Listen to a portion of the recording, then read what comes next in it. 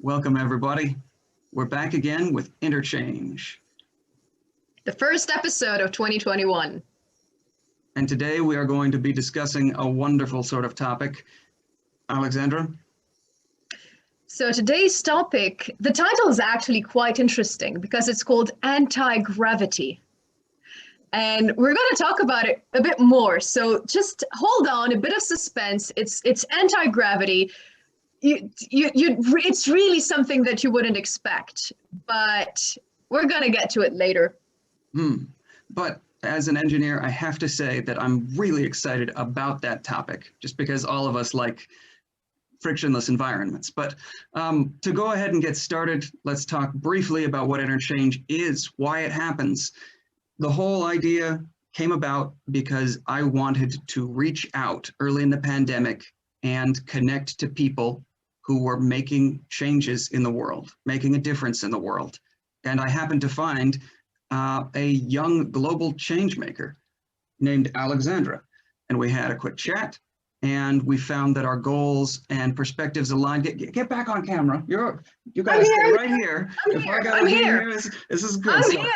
So we had a wonderful meeting of the minds and a connection that allowed us to start theorizing ways to use education and sustainability and engineering and soft skills and lifelong learning to make a larger impact and to make a network of connection, which is what interchange is about. So while our backgrounds are different and while our geographic locations are different, me coming from California originally, now living in Finland, Miss Alexandra having roots in Greece and living in Lebanon, we know that there are always possibilities, especially during time of lockdown. We have the technology to reach out, so let's connect. Would you like to talk a little bit more about our wonderful anti-gravity topic? Okay, so, the last episode that we had in 2020, we talked about change and how change has been affecting us in ways we never thought that it would, and how a single event spread across the globe really managed to wreak havoc in our lives. And we talked about how things are interconnected. So how one element, be it negative or positive, in one area can affect other elements in other areas, and therefore sort of amplify whatever negative or positive initial action was involved. Today, we will go a bit more hands-on with how really tangibly in the real world and in the digital world as well, a group of young people can manage to do something different, to create a change, to affect the circumstances in which we live. Because truth is, there is no such thing as going back to normalcy. Change is now the new norm. Things happen, sometimes bad things happen, and that's actually a statement that we laugh about a lot in Lebanon for other reasons, but that's not the topic of the day. So the thing is that single events can impact us in a lot of different ways, but a small group of people can impact those events in ways we never thought possible. And the example that we are going to share with you today is just that, how a small community of like-minded people, change makers in their own spaces and beyond, can take matters into their own hands, which will show you how you can take matters into your own hands. Without further ado, I'd like to present today the person that we have with us. I actually met Yelena. Her name is Yelena Novikova, and I actually met her in 2017 in Berlin. We were at a conference. I was representing Lebanon. She was representing Kazakhstan. We stayed in contact. And then earlier this year, actually earlier last year, why do I keep saying earlier this year? It's 2021, for goodness sake. Still early. So last year, we sort of had a discussion, and then a project came to being. Yelena will be talking more about it.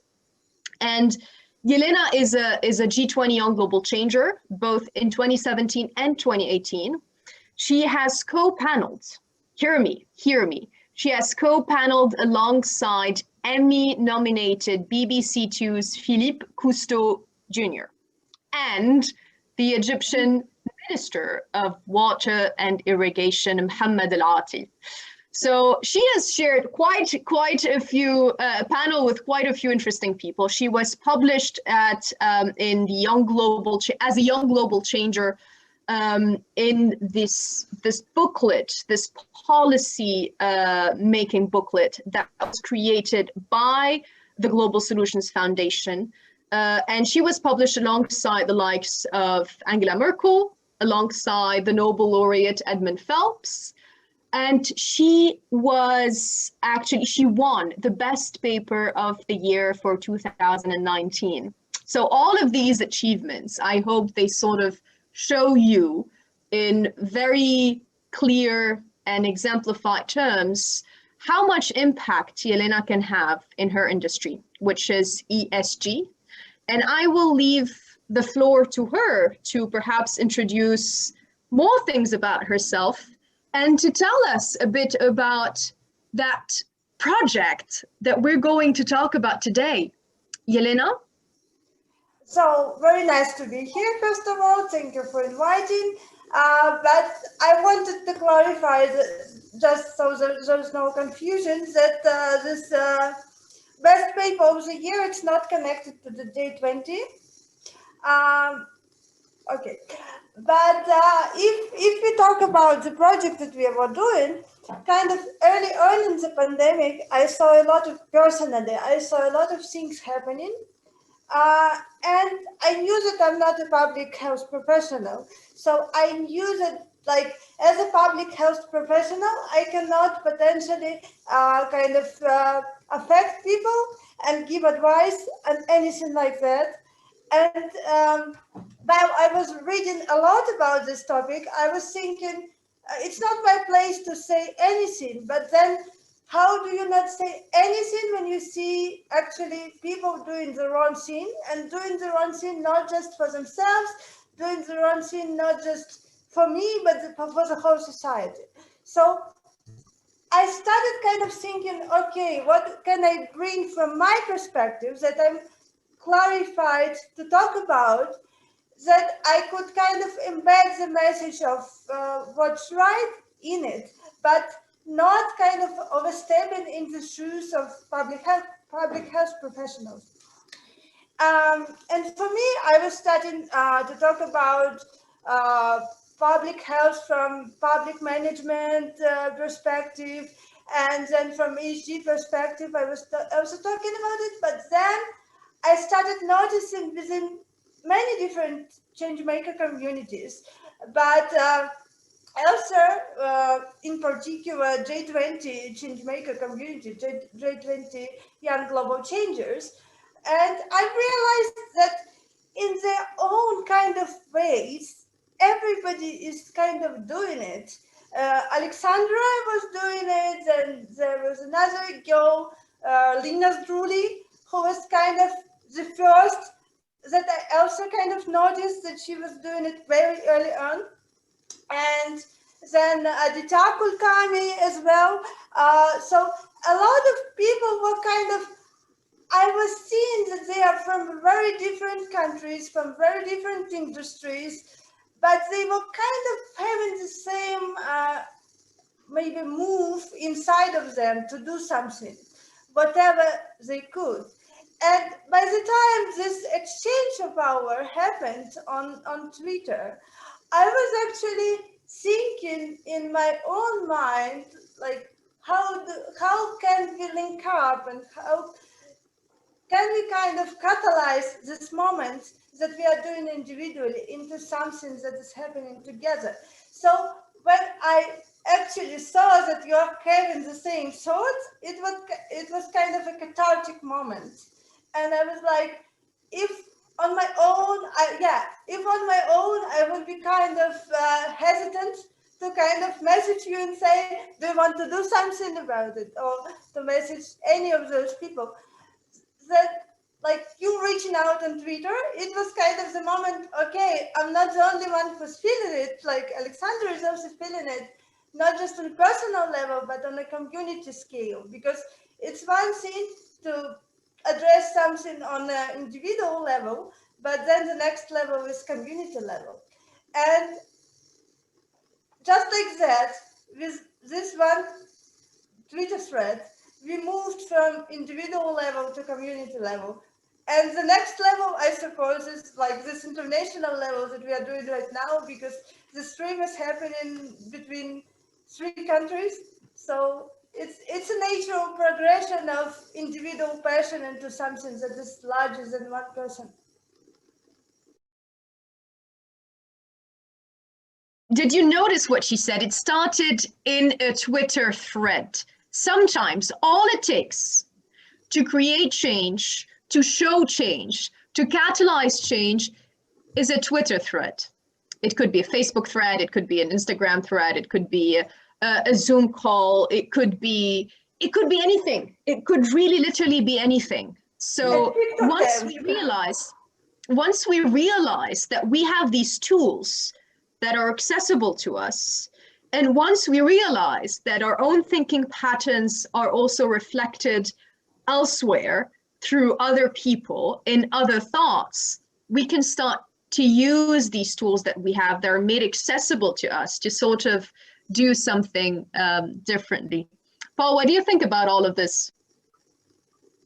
It's absolutely vital to me. And it's important that we're not only making these connections individually, but we're also seeing, as Yelena said, the tools that are available to us and reaching out with a service mindset, something that will benefit our communities, not just ourselves, but address the actual needs that exist. I think that that's sort of at the core of what's driving pretty much all of us to connect this way and to start trying to make some change. And honestly, I'm just very, very honored to be with a couple of young global change makers. So thank you both. No, that's 3 of us. And yeah, I think that this is a good place for us to get started. Yeah. Yelena, I really want to know a bit more about that idea that was shared by John Katzenbach, and it's part of the study, it's part of the story. So if you could tell us a bit more about the project itself, how things unfolded, what happened in the making of that project, and how it is connected to John Katzenbach's, oh gosh, I have a difficult family name. I should be capable of pronouncing other people's difficult family names. Anyways, so if we can connect that, if you can connect for us the project itself and how it unfolded, and the ideas that were shared by John Katzenbach in A Critical View. We can start with the project, actually. Perhaps it's good to start with actually the idea of John Katzenbach, because it's a good gateway into what we are doing. Because essentially, unlike we that are talking about the community of young global change makers, it is not a formal organization per se. John Katzenbach, he talks about actually organizational culture. So his main kind of expertise is in organizations. And his theory is a theory that we use that is called the theory of the critical view. It's talk about it within the terms of organization. So, and it's important to realize that when we say critical view, we don't just mean critical view people. We are also meaning critical view behaviors, critical view traits. So, at the beginning, I don't know if John Katzenbach would look at our project and say, "Oh, okay, right. It's about critical view," because he probably wouldn't see a formal organization. But when we were writing this thing, we approach it from the perspective of, all right, we might be in entirely different organizations, and we might be in entirely different countries, but in a way, right now, at this moment in history, it's very kind of unusual in one way, but it's also kind of very expected and encouraged in another way, because I think we need to approach other problems in this world the way we are approaching pandemic. But in a way, right now, every one of us is a kind of member of one single organization that is trying to navigate how are we dealing with this pandemic, how are we dealing with vaccines, how we are dealing with social distancing, with spread of the virus and stuff like that. So in a way, we are right now not just young global changers, but every one of us is a part of same organization, which is why this theory of the critical few applies not just to our community, also it perfectly applies to our community, but it also applies to the whole entire planet. And if you actually look at it, then you would notice that, of course, there are in every and each country, as our project exemplifies, there are critical few people who are kind of without a mandate doing about this later, without a mandate doing a lot of different and important stuff. And not all of them are members of the young global changer community, but in a way, it's also, if you look at it, you also notice that there are also critical few behaviors that are replicated from one country to another without people even realizing that like these behaviors are present. And the change-making behavior is one of those behaviors. And there are also common traits. So in a way, because we are solving the same problem, we are also kind of organization, and we have organizational traits as a planet when we are solving these problems, whether we consciously realize it or not, which is why it's so fun to actually apply traditional management theory and look at what's going on in the world. So that's how it's all started. But I don't know, Alexandra, whether you want me to continue about critical few people, or you maybe want to have some segue into something else right now. Okay, so perhaps there's just one thing that I want to say is that that idea of sort of transferring components or ideas from traditional organizational management and sort of use them in a context that they weren't used before, these concepts and these tools. It's actually very interesting because the COVID-19 pandemic showed us how hyper-connected we are. And that high level of hyper-connectivity is sort of models how even our own systems, our own bodies work. And the same way there's an organization, one system with different components, highly interconnected, the same way our own physical body is one system of elements that are highly hyperconnected. The same thing works at a much higher and much bigger and much global level. So this is something that is really interesting. And the moment we start to think and feel and behave as interconnected parts of a whole, we understand how everything that we do can impact everything else around the world. So perhaps, Yelena, what you could tell us first and foremost is what is the power of those critical few? What is their role in this larger whole? And perhaps this is where we can start. It's interesting that the initial kind of impression when you think about the critical few for a lot of people is that they start thinking about what actually is not critical few and what John Kazenbach himself calls ambassadors. And it's very different to be an ambassador of an idea, because an ambassador of an idea, he kind of takes the official message and he takes it down to maybe another level, communicates it to all the levels within the organization. So it would be something like World Health Organization's representatives. They would be ambassadors because they would be taking down the official message and communicating it to the public. But critical few is something entirely different. It's the people who might not be necessarily empowered in the traditional sense of the word. They might not have a traditional mandate to do any of the changes that they are doing actually.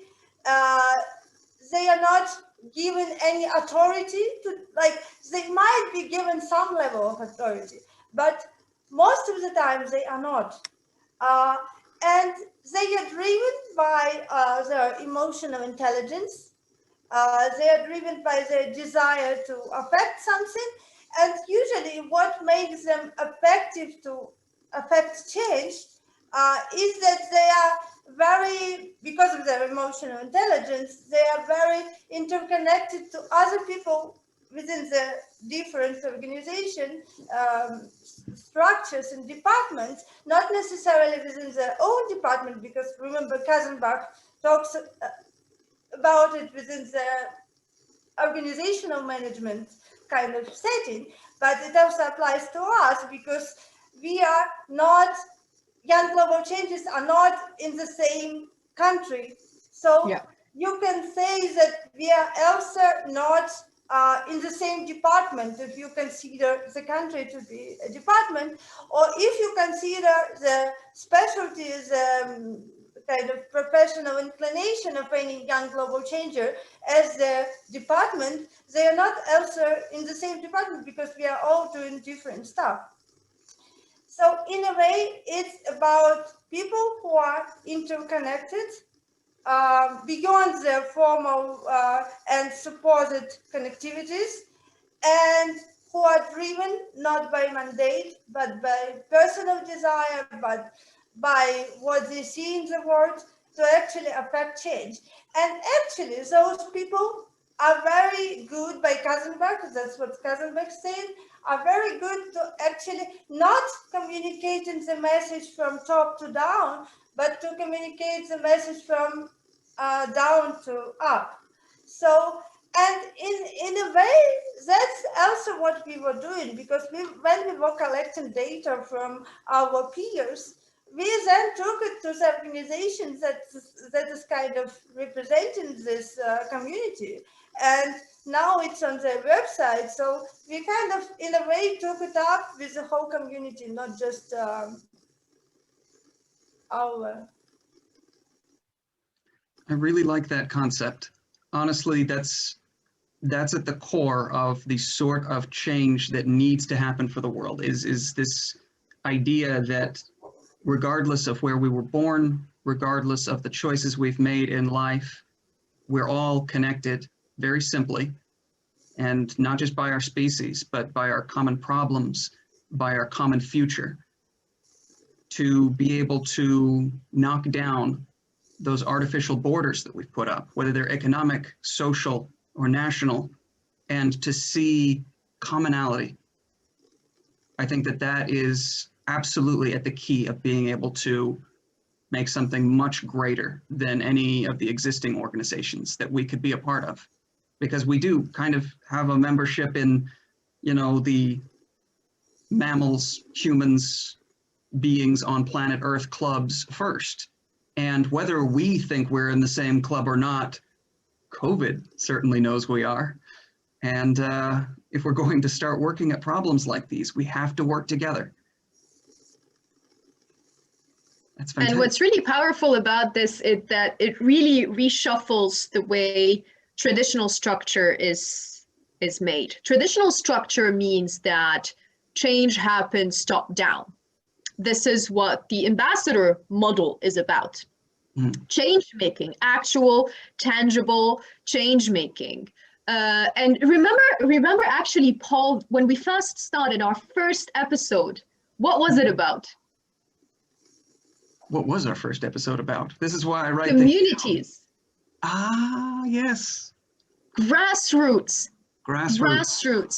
This is where change happens. It starts at the bottom and then goes up. But at the same time, I just wanted to add something else when you were saying, and it clicked, it's also very lateral. Exactly. So there are both dimensions. There's a horizontal dimension for change, where people inspire other people and behavior sort of sifts through populations and departments and so on and so forth. And it also happens vertically and really allows that change, that seed of change, to rise and actually impact and influence the overarching organization, structure, whatever that is. So I think this is absolutely fascinating. And perhaps just for our viewers to understand a bit more about this project, so Yelena and I reached out to other young global changers. We designed a survey. We assembled those answers. From those answers, we understood what was happening. And then that resulted into an article, into a story that is now on the Young Global Changers blog and Global Solutions website. Yelena, perhaps you can tell us a bit about those results, just so that our audience understands how impactful a very tiny community of people can be. So basically, and I should say here that those numbers just cover the first initial 3 months of the pandemic, because we were kind of quick with Alexandra to actually produce the study and analyze everything. So if we were to survey our audiences once again, the numbers would probably be staggeringly different. So everything that I mentioned is just the numbers from the short period of time.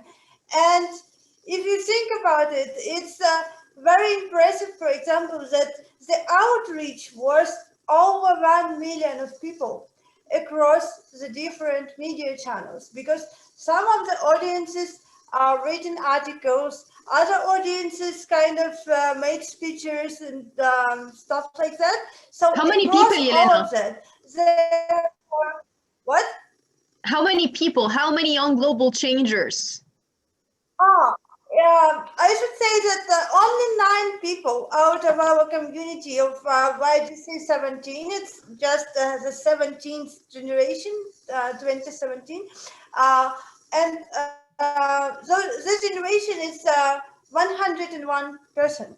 But out of this 101 person, only 9 people, because people were probably very busy trying to address the stuff.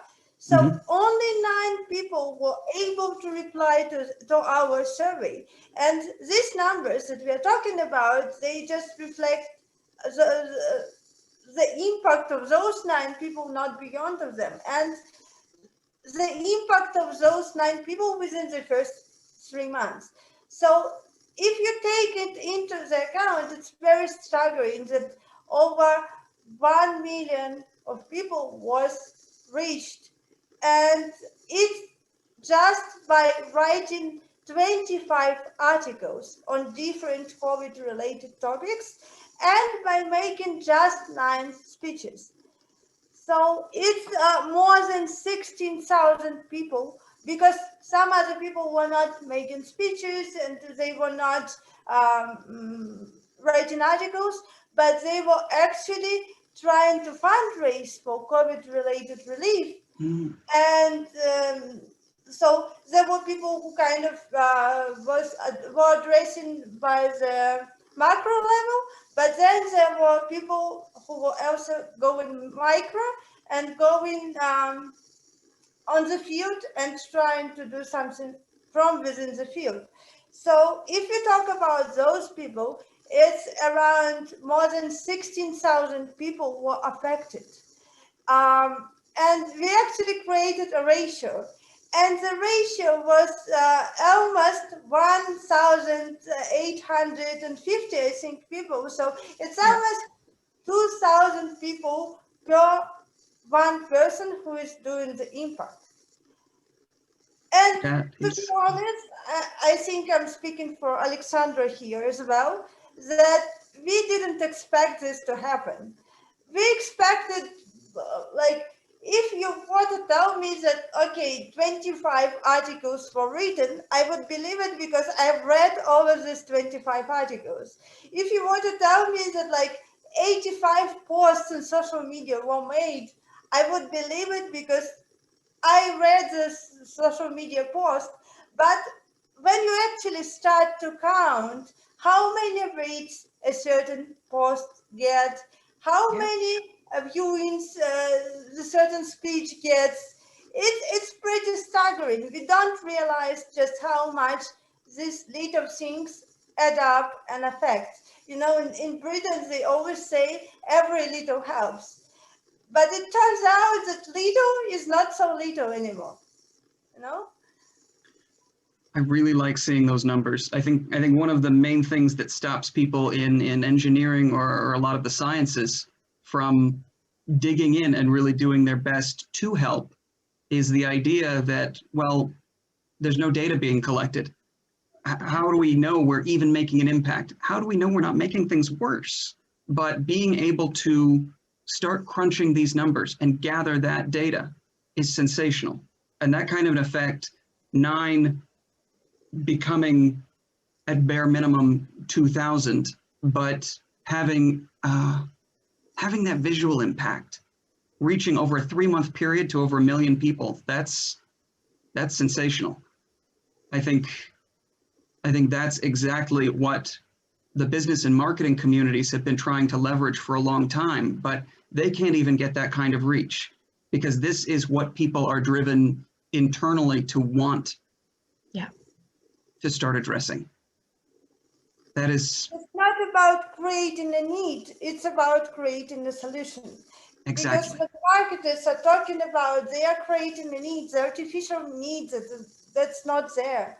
But the change makers who are addressing this stuff, they are trying to create a solution to a very much existing problem. That's why it's so impactful. And this is exactly why it's necessary to be able to sort of start looking at that grassroots mobilization as a part of the outreach, as a part of the service that's being done, not just locally, but internationally. I think that that's incredible what you guys have done.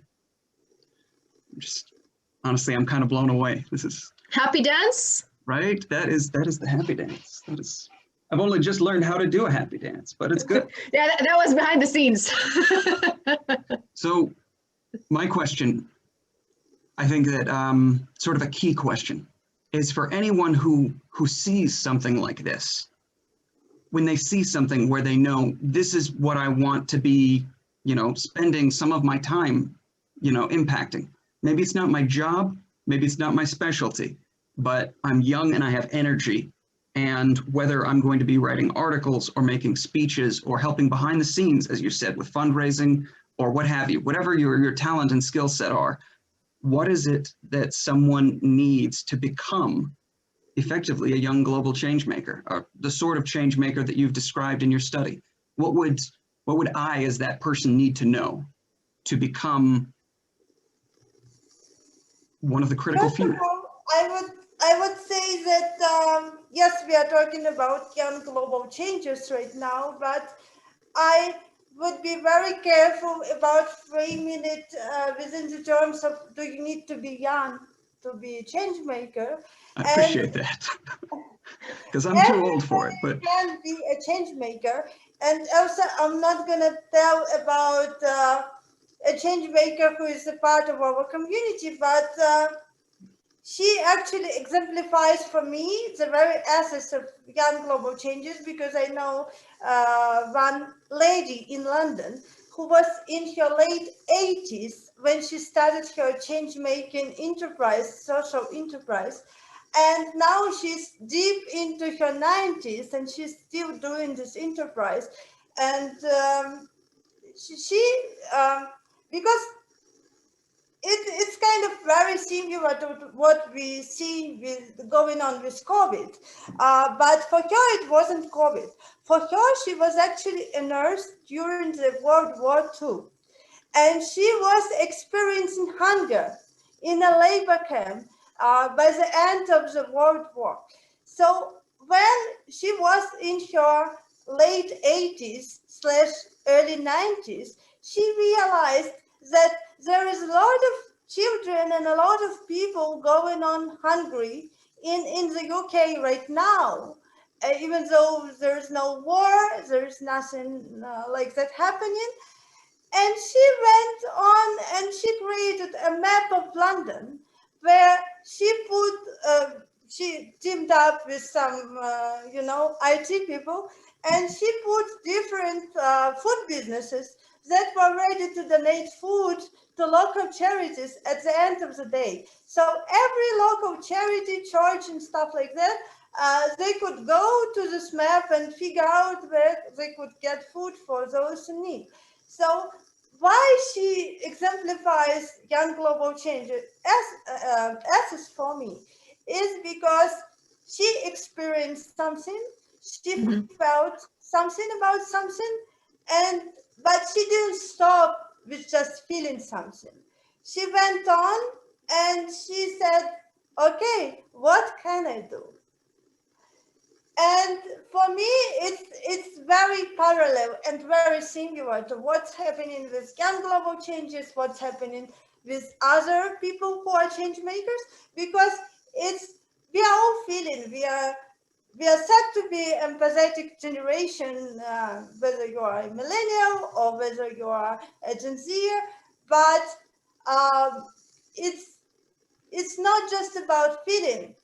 It's about where do you take this feeling, and whether you are feeling that every little helps. So all you essentially need to do is just have some feelings. You don't have to be a psychopath to affect somebody.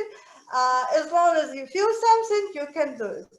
As long as you are willing to take this feeling somewhere, and you don't need to have any resources, you can take it somewhere, even if it's just little impact, even if you just impact one person or two people. It's not, we shouldn't be kind of imprisoned by, okay, are we affecting a lot of people? Because it might end up that the one person who you affect is going to be the next Greta Thunberg, who is going to affect later on thousands of people. So it's not about how much change you create. Also, I realized very well that our study about how much impact our community created. But we shouldn't just be imprisoned by this data mentality. Yes, data is important, but it's also about the quality of impact that you're making. And if you are impacting one person, so be it. It's better than impacting no one at all. So just try something, and you will realize later whether it is one person or 1 million or maybe 1 billion. And then also, what you need to do is probably to have some critical thinking in terms of where is my skill set is best suited? Where can I do the most difference? Because if you are, I don't know, a clown and you start speaking about public health, not a lot of people can listen. But if you are a clown, you can go to the hospital where kids with COVID are, and there you can maybe make some difference. So it's also about how is my skill set is suited to what I can impact. And pretty much, I don't think you do need anything else at all. That's absolutely wonderful. That's really, really wonderful. I'd like just to sum it up a bit and perhaps streamline the process for you guys. If you're listening to us, just pay attention. The first thing that you need to do is feel. Feel with the world, feel with those who need, feel with the community that you want to serve. The second step is understand what you can do best. So the skills that you have, the superpowers that are within you, your area of expertise, exactly, just that. So understand what makes you, do that again. Can you do that again, Paul? Understand what makes you powerful and skilled, and then use that and go to step 3, which is taking action. Just do it. Channel that feeling, channel those skills, take action, put them on the ground, do something. Because if you feel all of that and you just sit down, sit back, and do nothing, well, guess what? Nothing will happen. And when that happens, perhaps the last thing, if I do remember the entire sort of structure well, Yelena, the last thing would be quality, and make sure that the action that you do, whatever action it is, even if it's a tiny action, it doesn't matter what size it is, make sure that it really carries the quality that you want it to have. Extra quality that really echoes the feelings, the emotions, the skills that you have, and that would effectively make an impact, even if it was just one single person, because this is what matters. And I think that would sort of summarize, and Yelena, is that correct? It sort of summarizes?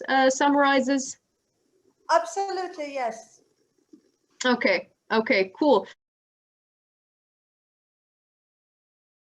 But we have one last element that we just added to the process. So Yelena, it's a surprise for you.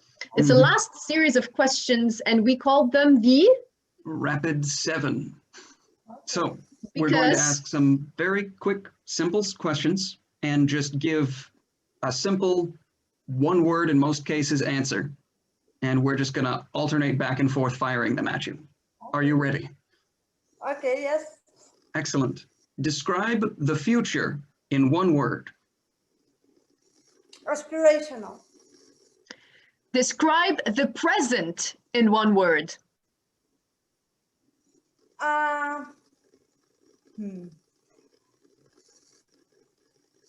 Challenging, but not in a negative way.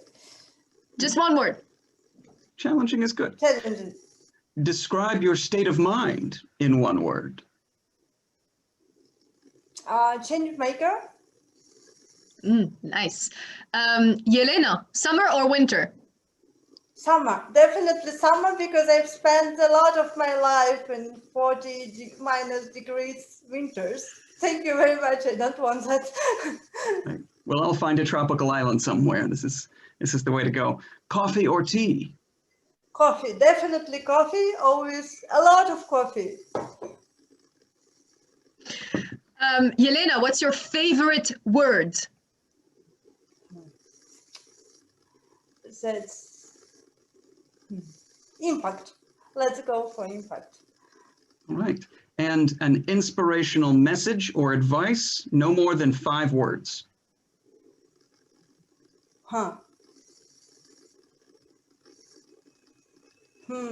It's 6 words, but lead from where you stand. I like it. That is a powerful one. That is a powerful one. Yelena, thank you so much for being here with us. It was an absolutely brilliant discussion. And it really complements the previous episode that we had about change making and systems thinking. And it really shows you how you really don't need to complicate things. You just follow these 4-step process: feeling, skill, action, quality, and that's that. And you can make an impact that you never ever thought you could make. When we did this study, we never expected that we could possibly see, on one hand, 9 individuals, and on the other hand, more than 16,000 people directly impacted, and more than 1 million in outreach. We never expected to have those numbers. The only way they could have them is just do it. Okay, and actually, I don't know if you remember it, but you probably do. When we just received 9 replies without looking at them, we were kind of disappointed, because we thought that there would be no data in there from 9 people. And then when we opened it and started actually counting it, we were like absolutely out of this world surprised. Yeah. I think this is another key factor, is to remember not to judge the quality or the impact of the work that you're doing as you're doing it. That doesn't matter. But if you're really worried, then gather some actual data. I mean, actually looking and celebrating those small successes can be huge for your own motivation, and can be huge to show anyone who's naysaying exactly what's being done. At the end of the day, it doesn't matter how big the impact is personally, but it can make every bit of difference to even one person. And if it matters to one other person, then everything that you've done is worth that time and energy. So that is, I am absolutely blown away by the work that you guys did. And you have an entire article going about the numbers, about the details of this process, correct? Yes. Excellent. We'll make sure that we have that. On the Global Solutions website. Perfect. We'll make sure we also have a link to that in the video comments as well, so that people can go there and check it out and absolutely get started with their own changes, because there's nothing to stop any of us except ourselves. True. And well, we are the only people who can stop ourselves, and we are the only people who can create the change that we want and transform the negative into positive and do all the things that we care about, that we want to do, that we want to achieve in order to just make that change. We realize, I think 2020 and now the beginning of 2021, we are coming to realize, if we haven't realized yet, that things can no longer stay as they are. Mm. And the only way to change them is to act upon it, even at a smaller scale. And I hope that these amazing insights that Yelena has shared with us, inspired by John Katzenbach's A Critical Few, I hope that this would sort of convince you and sort of allow you to feel that you have power within you and that you can use that power in order to do the things that you want to do and make the changes that you want to make, even smaller scale. You will be astonished at the compound impact that you and many other people like you would be able to make. So guys, this was the 6th episode of the Interchange series.